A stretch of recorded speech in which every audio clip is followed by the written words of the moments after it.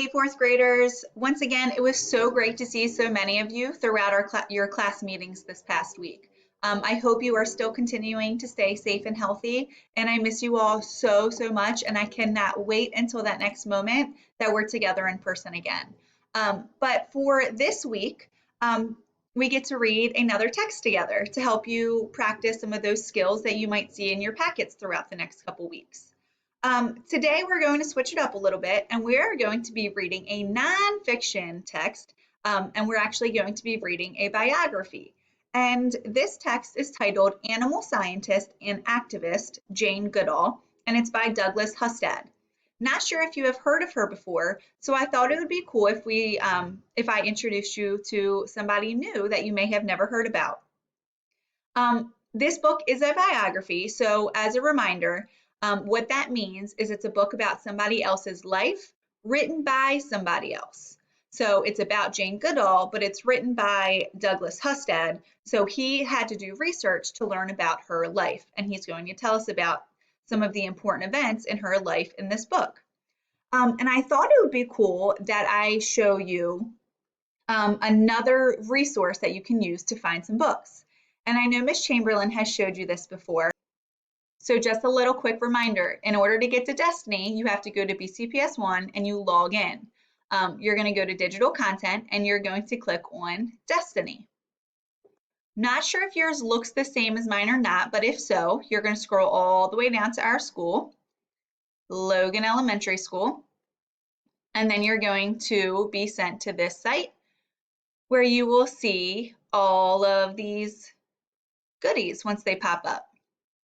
As a reminder, the books with these infinity looking symbol, these are the books that you can access at home.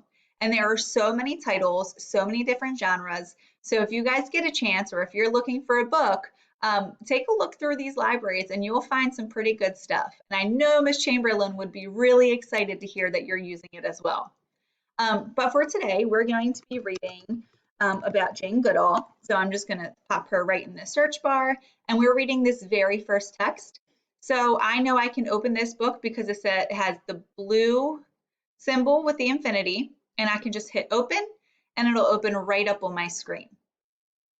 So as this pulls up, she is an influential figure in society, and we're going to find out why that is when we're reading. But in fourth grade this year, you guys have learned a lot about people who have made impacts in society. So I want you to close your eyes and I want you to think of a person who you have learned about, whether it was in class or somebody else you've read about or learned about. Who is somebody that has been helpful to society? And I want you to think about why they were so helpful and influential. So maybe you were thinking of people like Rosa Parks or Martin Luther King who stood up for their rights, or maybe you thought of somebody like Malala Yousafzai or Craig Kielburger, who you learned about this year, who were standing up for causes that they believed in. So today we're going to be reading about Jane Goodall, who loved watching and interacting with animals, and when she became older, she became a scientist and she worked with chimpanzees in Africa. And she studied their behavior, and as she grew older, she ended up turning her attention to raise awareness about the endangered species and inspiring people around the world to take action to help that cause. And now she's one of the world's best known scientists and activists. So as we're reading today, take a look at what our learning goal is. Today, we're going to summarize a biography by identifying the key details of a person's life so that I can recall and explain the important aspects of a person's life. So you guys have seen this word summarize so many times throughout the year. So this is still a skill that we're going to continue to work on. And remember, summarize means to tell only the important events or details. So we're going to be summarizing the biography. And how are we going to do that? Well, we're going to be identifying the key details. We know key details help us summarize. And we're going to be reading about Jane Goodall. And then that way we can recall, or in other words, remember and explain the important aspects or the important parts of their life. So when we're finished reading, you guys will be able to tell me the important events in Jane Goodall's life. Okay, so that's exactly what we're going to be doing today. You have done this a lot of times throughout fourth grade, so we're just going to continue to practice that. In your packets, you're going to be seeing an organizer that looks very similar to this. And all it is a place for you to jot down the key details of Jane Goodall's life, or if you're working in your packets, about the person who you are reading about. So you guys have seen many different organizers that helps you, summarize and track down the key details to help you do that. And this is just another way. When we do this, remember, we're going to take notes with bullet points. Remember, we can just bullet point short phrases, and we're going to make sure that we put our notes in order. Because when we summarize, especially somebody's life in a biography, we want to know what happened in the beginning of their life, the middle, and then the end. Okay, so just keep that in mind as we are reading today. One of the cool parts about having an interactive book online is that you can, it looks exactly like a regular book, but you can use the menu over here and you can see all of the different features that it has. And I'm actually going to go to the glossary because remember the glossary defines important words. And these are some words that you're going to be seeing today that I want to make sure we understand what they are. So we're going to be seeing the word archaeologist, which is a person who studies people and cultures that lived a long time ago. We're going to be seeing the word chimpanzee, which is an ape known for its high intelligence and human-like behavior. We're going to be seeing the word conservationist, which is somebody who works to protect animals, plants, and natural resources. Documentary, which is a type of movie featuring a real-life news story. Fossils, which are bones, shells, and other parts of an animal or plant preserved as rock. And then paleontologist is a person who studies things that lived a long time ago.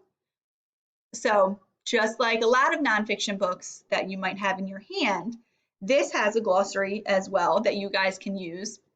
If you are reading on your own, go ahead and use these resources. All right, so I'm going to go back to the beginning. I'm going to go to our table of contents. And obviously, we're going to just start right at chapter 1. And keep in mind, we're summarizing the key details of Jane Goodall's life. So I'm going to chunk it, and this is something that might be helpful for you when you're reading as well.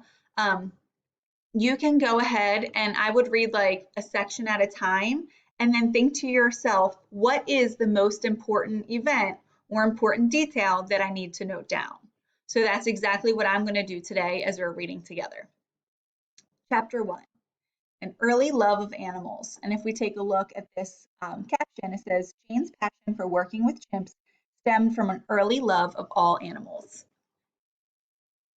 Jane Goodall has been fascinated by animals her entire life. Even before she could walk, she wanted to observe and learn about them. When she was 1 year old, her father bought her a stuffed chimpanzee. Family friends believed the toy would scare young Jane, but instead, it was the start of a lifelong bond with animals. Jane named her stuffed animal Jubilee, and the chimp still sits on her dresser.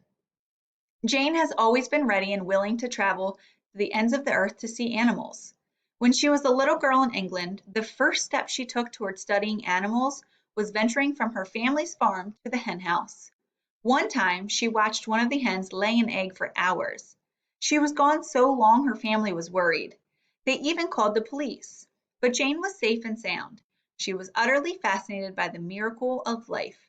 Her parents were not upset with her. Instead, they listened intently as she retold the tale. So if I stop right there, were there any important events or details that we need to know of her life? Good. If you were thinking that there was one overall one that we could note, you're exactly right. We don't need to put all of these little small details that happened, that she watched a hen lay an egg for hours, that she got a little stuffed chimpanzee, or that her parents weren't upset. All we simply can include is that Jane was interested in animals from a very young age. Because if we read all of that information, that's the important part that it's telling us. So our first key detail that we can include, and I'm just going to bullet point it, is that Jane was interested in animals from a very young age.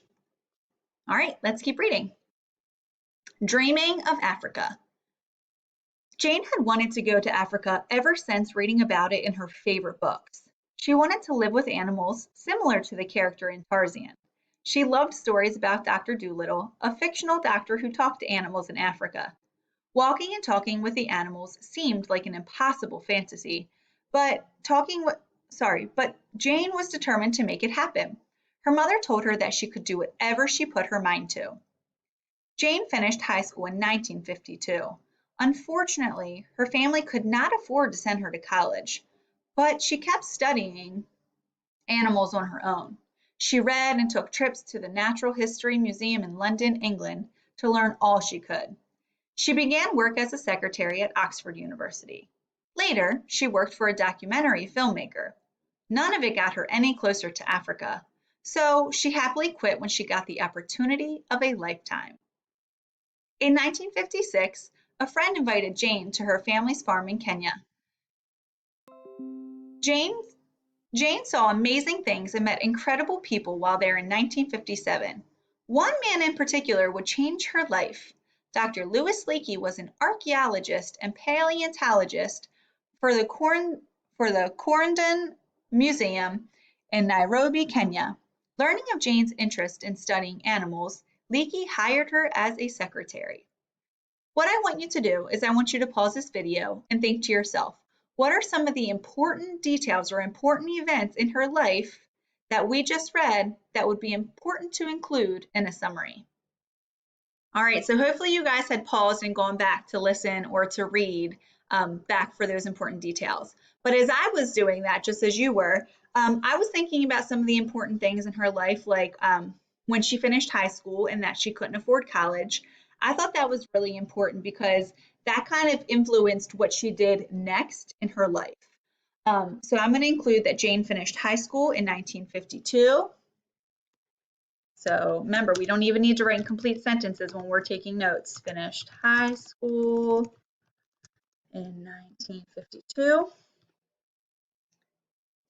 Let's go back.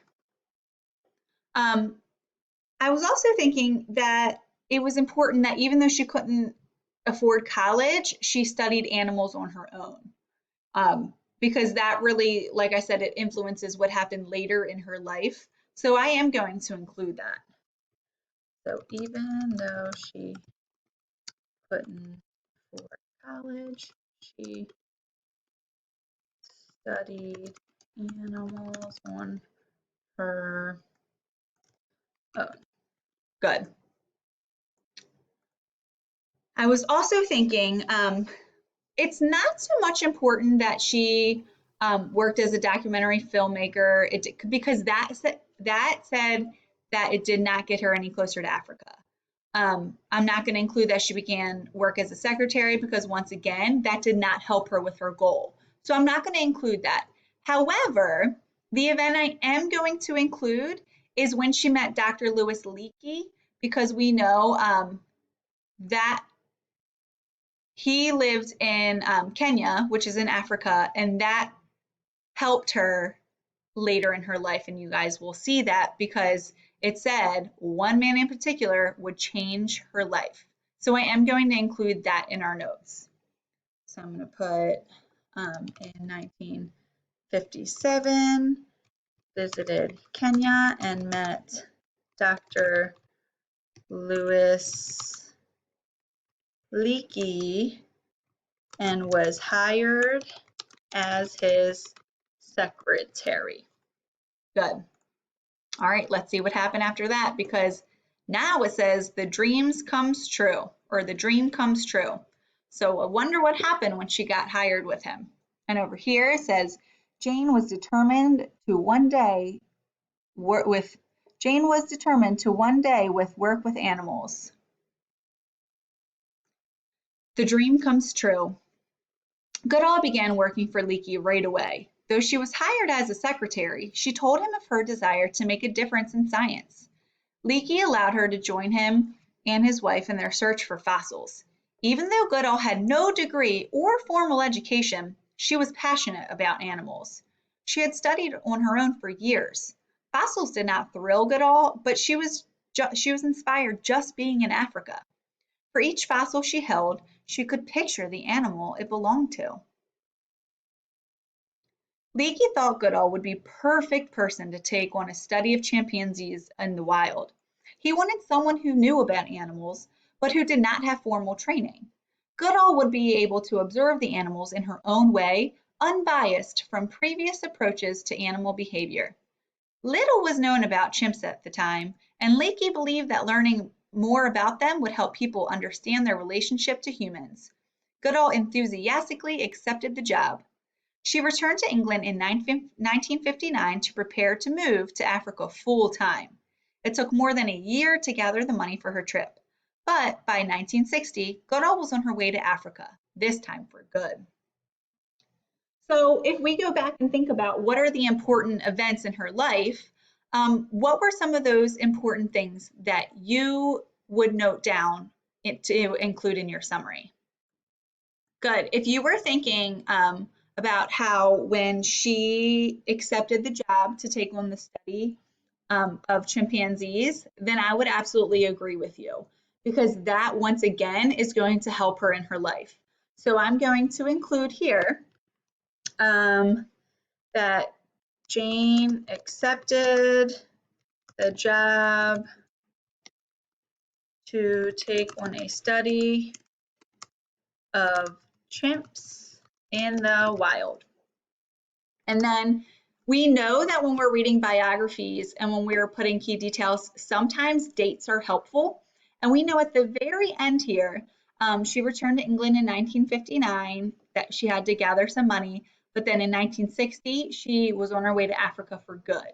So I'm actually only going to include the 1960 because that's when she finally moved to Africa, which is the most important part in order for her to continue her studies. So I'm only going to include that. So 1960, she moved to Africa. So if we take a look at those key details, those were the important events or details in that very first chapter. Now that I've showed you again how to get on to Destiny and how we can take a note on these key details so we can summarize an important person's life, my challenge for you is to read the next chapter, at least the next one, which is chapter 2, and I want you to summarize the key details of Jane Goodall's life, just like we did together for the first one. The more you read about her, the more you will be able to explain the most important aspects of her life, which is part of our learning goal. So you can do this by creating your own organizer at home that looks just like mine for the rest of the chapters. You can do this in a notebook, you can do this on a piece of paper, you can do this on a whiteboard, you can do this on a Word document, whatever you feel most comfortable. But what I would like you to do is once you're finished taking notes, I want you to take a picture and upload it into the Schoology post that I'm going to post right underneath of where you'll find this link, just like last week. So I'm really excited to see how you guys are summarizing and taking notes of these key details of Jane Goodall's life, and I hope you enjoy learning a little bit more about her. I can't wait to see your responses, and I look forward to seeing you guys next week. Happy reading!